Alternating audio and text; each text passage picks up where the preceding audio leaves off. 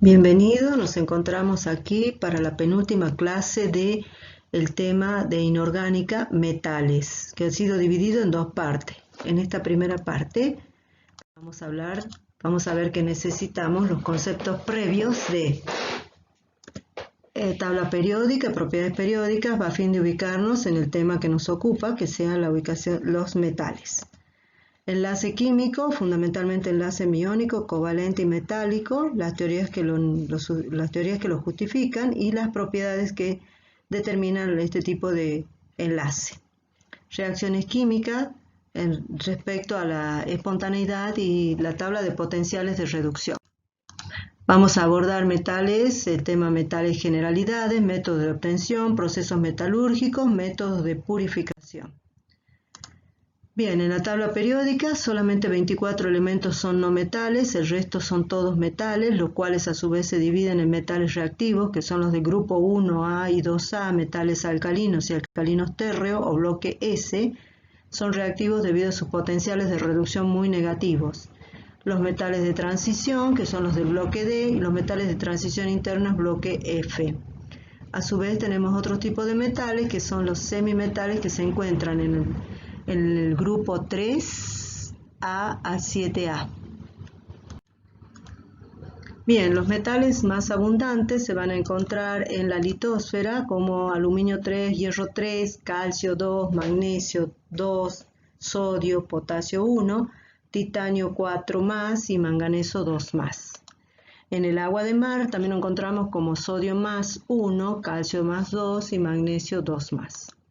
En el cuerpo humano encontramos trazas, es decir, sodio 1 como un 0,1%, magnesio 2 un 0,05%, otros iones metálicos los vamos a encontrar en el organismo como hierro 2, hierro 3, cobalto 2, cobre 2, zinc 2, menores de 0,05%.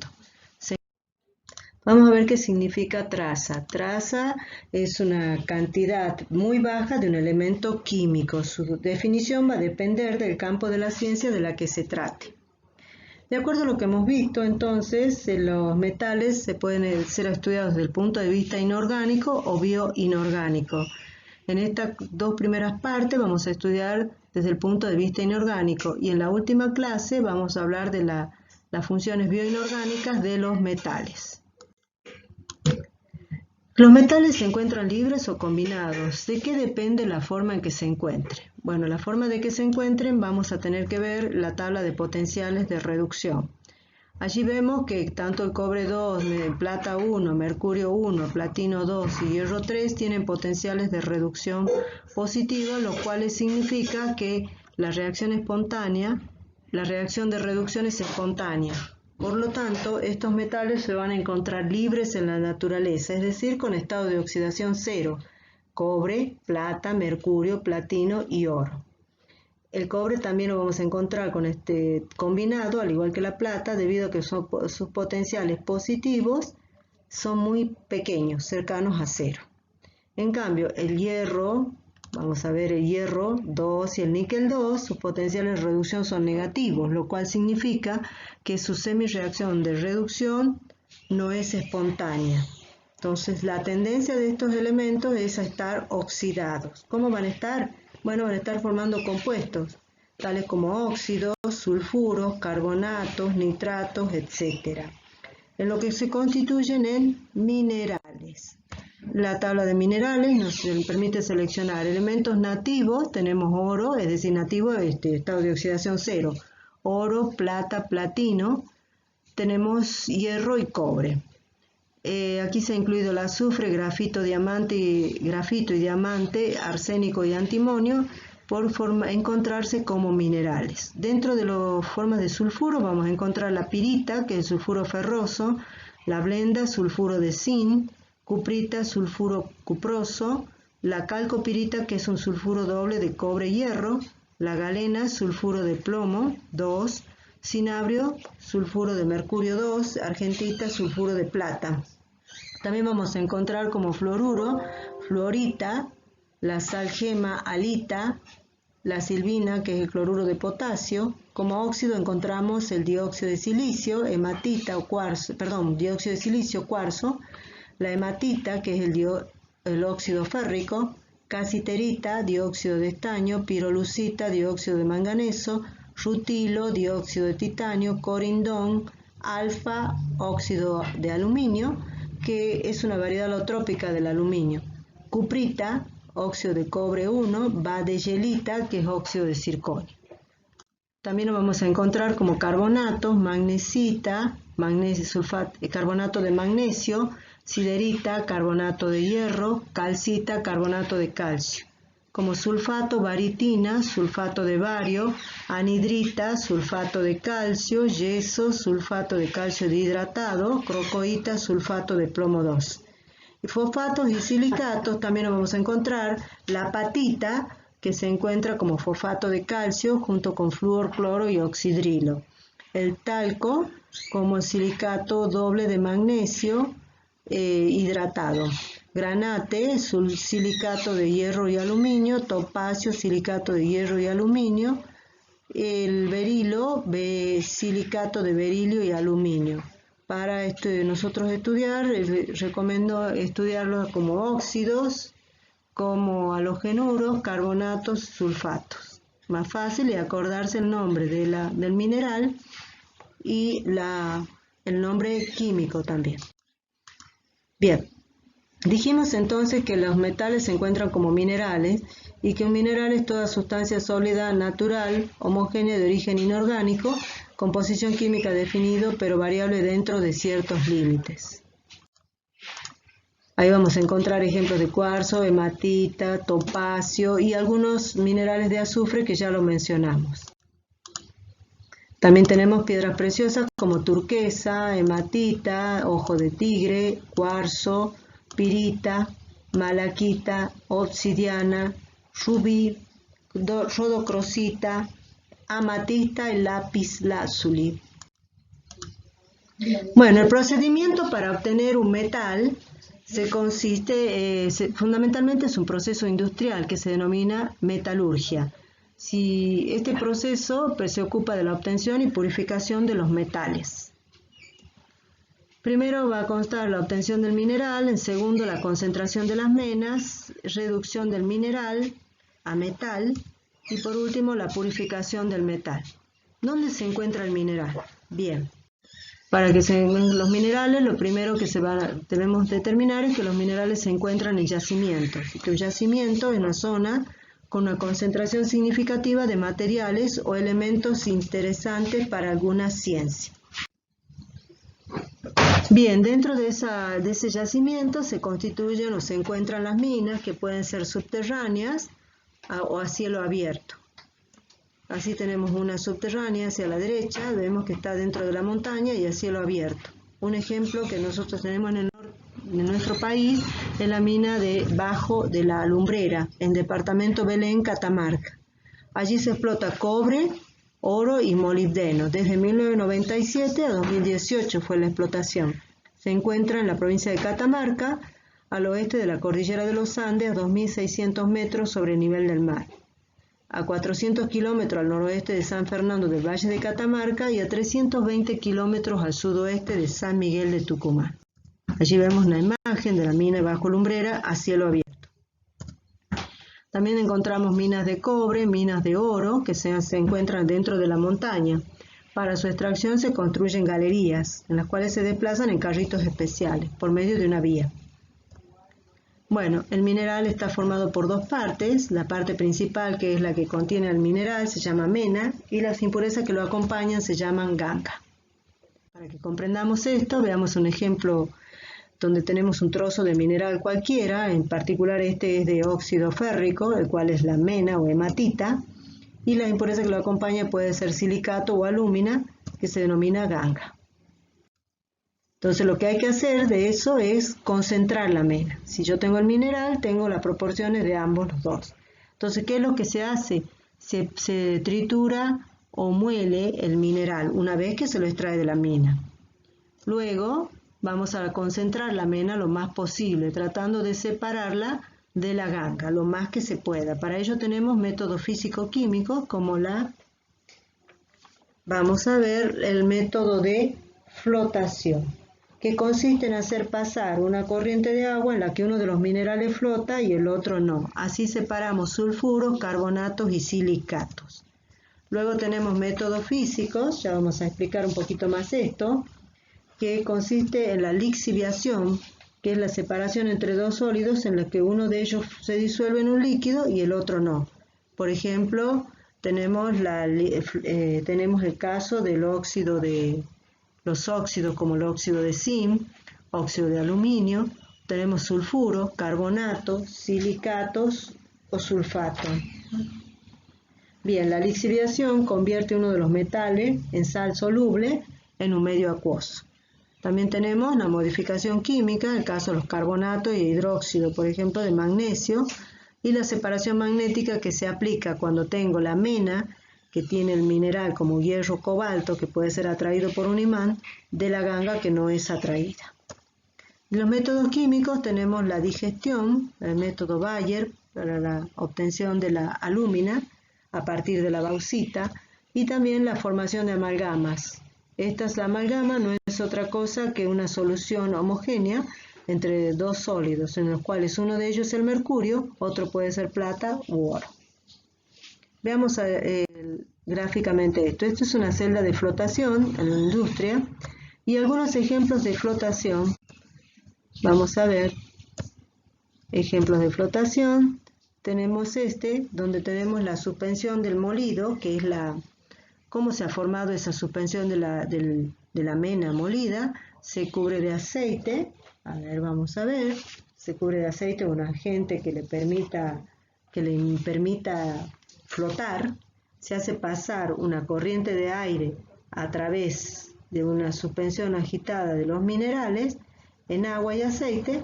Las burbujas que se forman en el aceite que recubre las partículas del mineral permiten que éstas floten. Se evita que estas burbujas se rompan y se escapen añadiendo una capa de aceite a un agente emulsionante. Se forma así un concentrado espumoso que se retira por la parte superior y por abajo la solución de ganga que no ha sufrido alteración alguna. Bueno, de la lixiviación industrialmente, esta es la lixiviación y esta es una maquinaria utilizada para la magnetización. Ejemplos de lixiviación.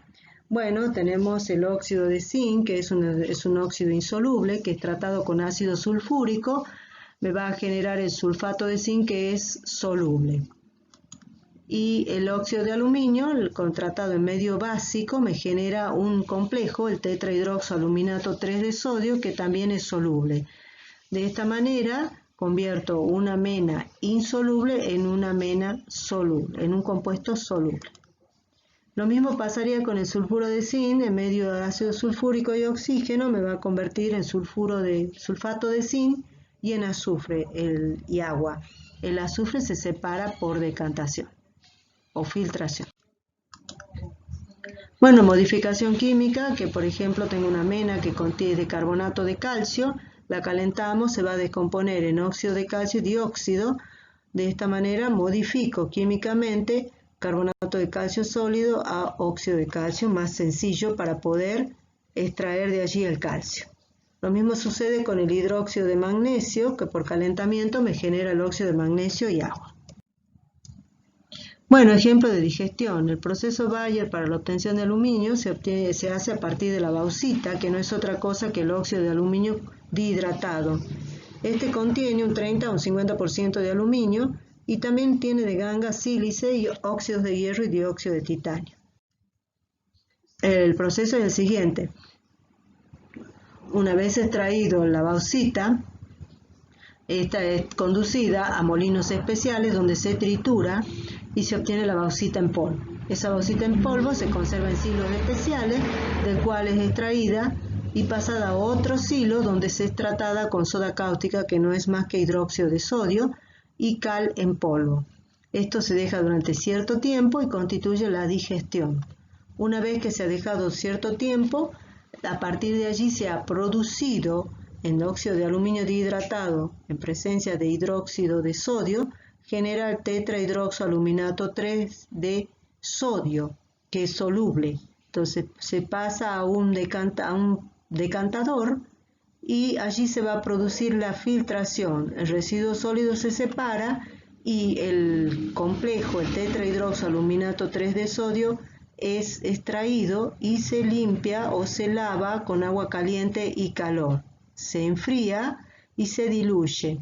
Se lleva a una cuba donde se precipita. ¿Qué se precipita allí? Se precipita hidróxido de aluminio. Ese hidróxido de aluminio pasa a un filtro donde se separa el hidróxido de sodio que no ha reaccionado y vuelve al proceso, mientras que el hidróxido de aluminio es conducido a un horno rotativo donde es calentado a 1050 grados centígrados y de esa manera se lo calienta y se lo refrigera obteniéndose el óxido de aluminio. Veamos las ecuaciones implícitas en esto. La bauxita se tritura, ya dijimos que se lava con hidróxido, el proceso es de digestión. La sosa disuelve las sales minerales de aluminio, pero no a los otros componentes.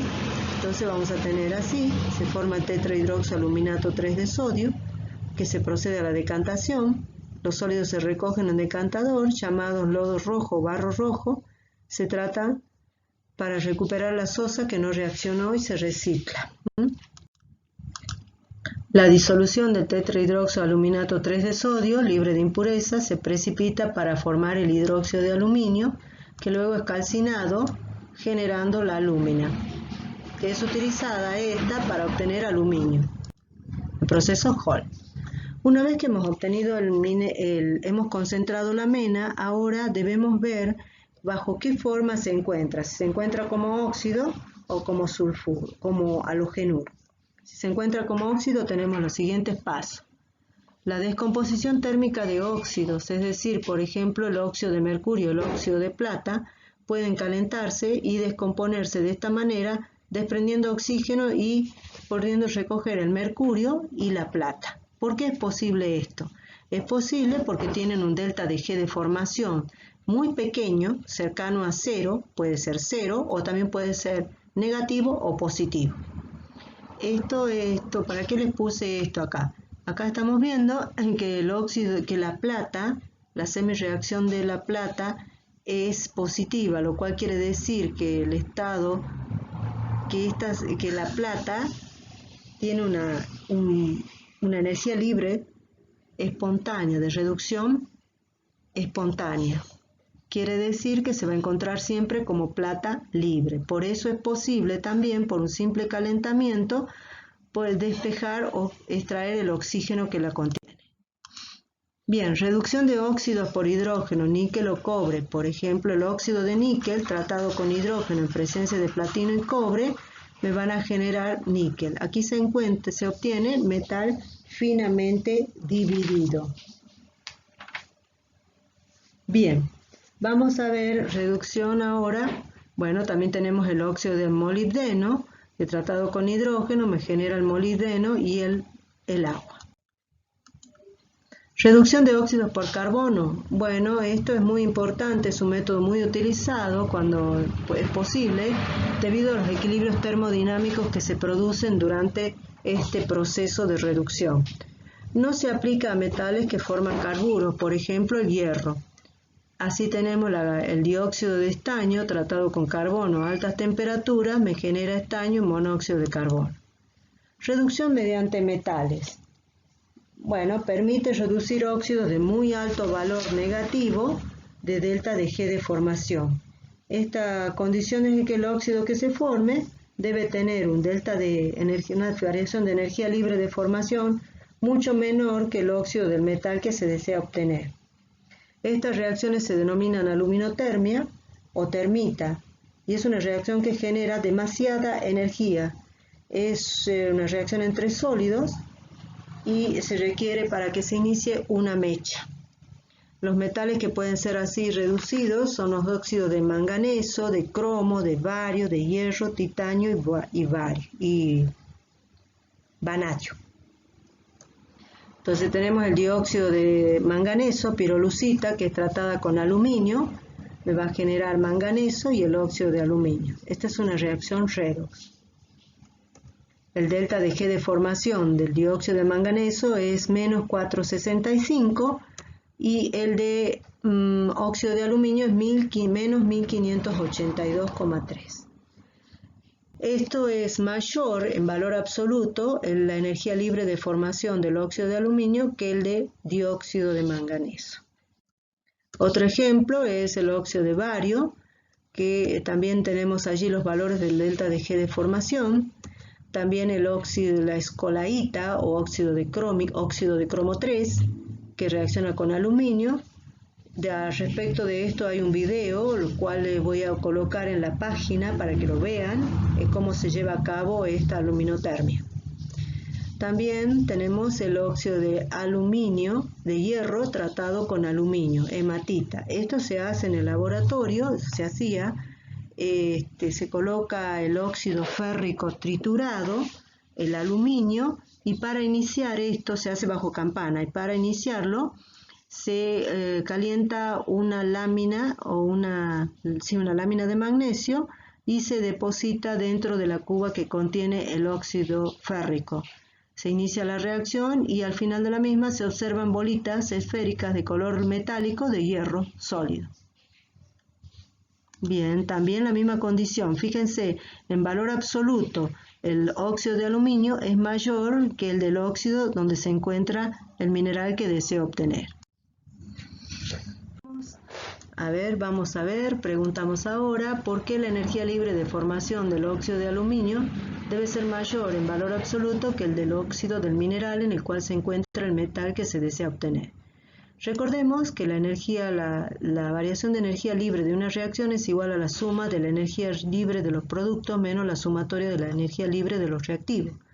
Si aplicamos esto a la aluminotermia del cromo, por ejemplo, veremos que al hacer esta diferencia obtenemos un valor negativo, lo cual quiere decir que la reacción es espontánea. De otra manera no podría ser posible. Otro procedimiento para reducir un mineral que se encuentra en forma de óxido es la electrólisis de óxido fundido. Por ejemplo, podemos ver la obtención del aluminio mediante el proceso Hall-Héroult. El óxido de aluminio es un óxido que es iónico, que tiene, a pesar de tener un elevado porcentaje de carácter covalente, pero sin embargo tiene una energía reticular elevada, lo cual quiere decir que tiene un elevado punto de fusión. Esto significa, ¿por qué es importante tenerlo en cuenta? Porque cuando hacemos la electrólisis, ese mineral debería estar fundido. Fundirlo significa el punto de fusión del óxido de aluminio es aproximadamente 2050. Requiere mucha energía para fundirlo. Por ello que lo que se agrega es un fundente para disminuir la temperatura de fusión del óxido. El fundente activa la fusión, reacciona con la ganga y forma lo que se llama la escoria. La escoria debe reunir ciertas condiciones como ser bajo punto de fusión, no miscible con el metal fundido, no reacciona con el metal y de baja densidad. ¿Por qué bajo punto de fusión? Porque el bajo punto de fusión va a combinar con el metal y van a constituir lo que se llama una solución eutética, que es una solución de sólidos que tiene un bajo punto de fusión. No miscible no se debe mezclar con el metal fundido, si no vamos a tener una complicación, no queremos agregar otro inconveniente. No debe reaccionar con el metal y debe tener baja densidad para que flote en su superficie. Veamos el proceso. Método de aluminio, por de Hall, la materia prima va a ser la alúmina, que tiene un punto de fusión 2050, y el fundente es la criolita, que es una combinación de fluoruros de sodio y fluoruro de aluminio, que tiene un punto de fusión de 1012. Combinadas las dos, vamos a ver acá, en esta gráfica, se observa la temperatura de fusión, la temperatura en función del porcentaje de aluminio. Vamos a ver que acá tenemos la de criolita, que era 1020 más o menos, la alúmina 2050, y la conjunción de ambos constituyen un punto autético o un punto de fusión autética de 900 grados centígrados. Baja demasiado la temperatura y así se puede llevar a cabo la electrólisis. La cuba electrolítica es una cuba de hierro revestida con grafito que actúa como cátodo y el ánodo son de grafito, que se deben reponer periódicamente debido a que reaccionan con el oxígeno que se desprende durante la reacción y los disuelve. En la parte inferior tenemos la alúmina fundida y por esta parte hacia la izquierda sale el aluminio fundido. El aluminio se encuentra en esta cuba electrolítica disuelto con la criolita. Veamos las ecuaciones. Tenemos cátodo, que se produce la reducción, el ánodo, que se produce la oxidación. En el cátodo va el aluminio, dado que este es negativo, el cátodo, entonces se produce la siguiente semireacción. En el ánodo se produce la oxidación. El oxígeno 2-, que es el oxo que acompaña al aluminio, me genera esta reacción. Y la reacción global me queda de esta manera. Luego tenemos la reacción entre el grafito y el oxígeno que les había comentado. Es la siguiente, donde vemos que el carbono se combina con el oxígeno desprendido y me genera un dióxido de carbono, con lo cual ese electrodo de grafito debe ser repuesto porque se va consumiendo. Veamos algunas propiedades químicas del aluminio. El aluminio reacciona con ácidos no oxidantes y bases. ¿A qué se llama ácidos no oxidantes? Son ácidos que no contienen oxígeno. Son los hidrácidos y bases hidróxidos. Entonces tenemos el aluminio reacciona con ácido clorhídrico, va a desprender hidrógeno. También va a reaccionar con hidróxido de sodio, que ya la vimos en el método de obtención de hidrógeno. En este caso me genera el tetrahidroxoaluminato 3 de sodio, desprendiendo hidrógeno. Con ácidos oxidantes me va a formar un nitrato de aluminio 3, por ejemplo el ácido nítrico, y desprende óxido de nitrógeno. Se pasiva. ¿Por qué? Porque se cubre de esa capa de nitrato de aluminio que impide que siga oxidándose. Es un reductor fuerte debido al potencial de reducciones de menos 1,66 voltios. Forma compuestos de alto carácter covalente debido a la elevada densidad de carga. Recordemos que tiene una carga de +3 y el radio iónico de 0,5 angstrom. El ion aluminio 3 está hidratado con 6 moléculas de agua, ya que su entalpía de hidratación es elevada, de 4.807 kJ por mol. Y la disposición que toma en el espacio sería un octaedro, donde el aluminio está en el centro. En el plano del mismo se encuentran las 4 moléculas de agua y una molécula de agua hacia arriba y otra hacia abajo. El ion hidratado se hidroliza en su propia agua de hidratación. Observen que acá tiene 6 moléculas y tiene un índice de coordinación 6. Sale un protón, queda el oxidrilo, por lo tanto me forma este complejo. Entonces desprende protón. Esto significa que tiene propiedades ácidas. Entonces pasamos del ion hexaacuo aluminio 3 al ion hidroxopentaacuo aluminio 3. Importancia del aluminio, la versatilidad, es decir, que se lo puede usar para fabricar toda clase de utensilios o compuestos o cuerpos.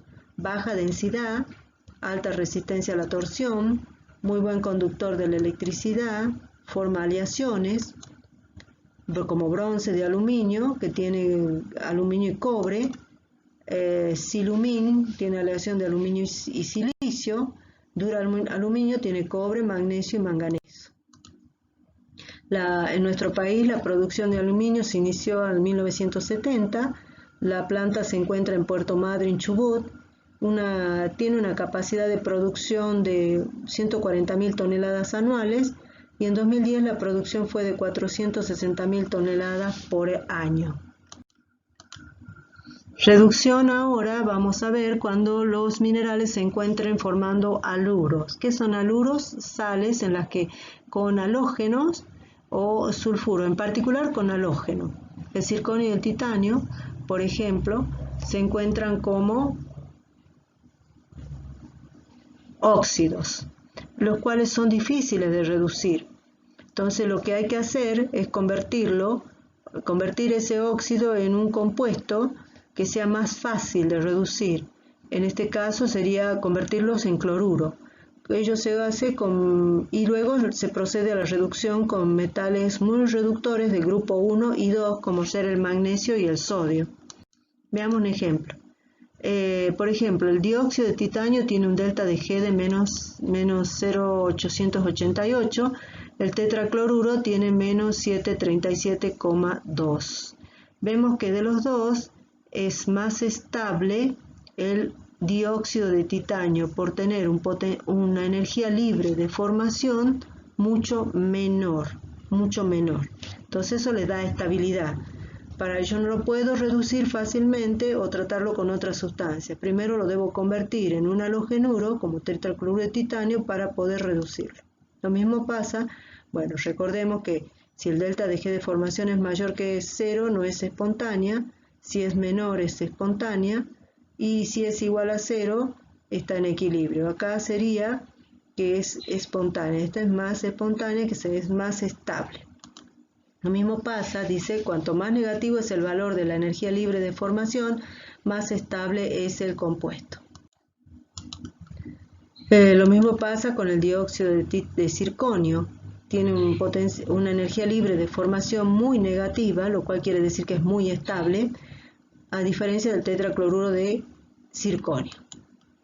Conclusión, al comparar los valores de la energía libre de formación de los respectivos óxidos y haluro, vemos que son más estables los óxidos, tanto de titanio como de circonio. Veamos ahora las reacciones. El rutilo, que es el mineral en que se encuentra el dióxido de titanio, va a reaccionar con cloro y con carbono. Esto me va a generar el tetracloruro de titanio. Eso se hace en caliente. Luego se condensa a 137 grados y se trata con magnesio. Allí se produce la reducción y puedo obtener el titanio libre, con estado de oxidación 0. Lo mismo pasa con el circonio. Con el circonio tratado con cloro y carbono me genera el tetracloruro de circonio en caliente y vamos a ver que luego en presencia de magnesio me va a generar el circonio en estado de oxidación 0. Bueno, reducción de sulfuros, tal es si el mineral se encuentra formando sulfuro, como el cobre, el mercurio, molibdeno, zinc, hierro o plomo, puedo aplicar una reducción de sulfuro, para lo cual primero vamos a producir la tostación. ¿Qué significa eso? Vamos a convertir el sulfuro en presencia de oxígeno, vamos a calentar y me va a generar el óxido, por ejemplo en el caso de la cuprita, me genera el óxido de cobre 2. Ese óxido de cobre 2 es reducido por cuprita a cobre metálico, estado de oxidación 0. También tenemos la molibdenita, que es tostada, sometida a un proceso de tostación, me genera el óxido de molibdeno, el cual es reducido por hidrógeno. Molibdeno, estado de oxidación 0. Una vez que hemos obtenido el metal, entonces hemos reducido de la forma que teníamos combinada en el mineral al mineral en estado libre. Vamos a proceder a la purificación. ¿Por qué es eso? En todo proceso de obtención siempre hay no se obtiene el 100% puro. Entonces lo que vamos a proceder es la electrólisis en solución acuosa, por ejemplo la purificación de cobre, que acompañan a las impurezas de cobre, el níquel y la plata. ¿Qué es lo que vamos a usar? Una cuba electrolítica donde el cátodo es de cobre puro, el ánodo es de cobre impuro, tiene una solución de sulfato cúprico y los barros anódicos, que son las sustancias que la acompañan, son las impurezas que van a depositarse en el fondo de la cuba. Bueno, las impurezas más frecuentes son níquel y plata. ¿Por qué es eso? Observen ustedes que tanto el níquel como la plata tienen potenciales de reducción muy próximos al cobre, de manera tal de que por ello es que siempre estarían acompañados por esas impurezas.